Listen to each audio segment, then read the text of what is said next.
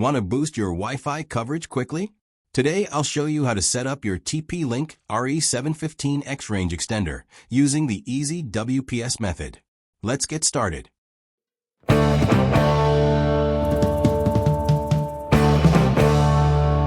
Step 1. Unbox and plug in the extender. Unbox your range extender and plug in your RE715X into a power outlet near your router. Within about 16 feet works best. Wait for the power LED to turn solid blue. Step 2. Press the WPS button on router. Find the WPS button on your router. It's usually labeled WPS on the back or side panel.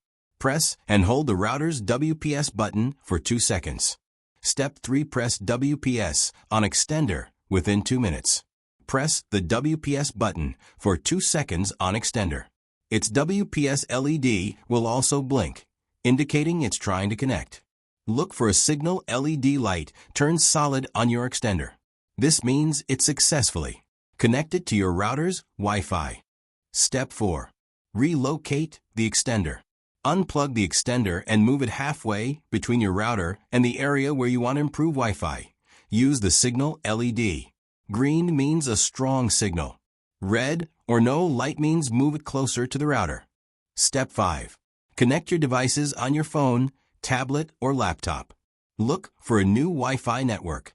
The name will match your main network, but end with _XT. Connect using same Wi-Fi password as your home Wi-Fi password and start enjoying better coverage. That's it.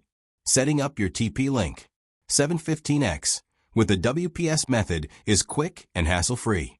If you found this video helpful, don't forget to like, share, and subscribe channel to get more TP-Link setup guide. Thanks for watching.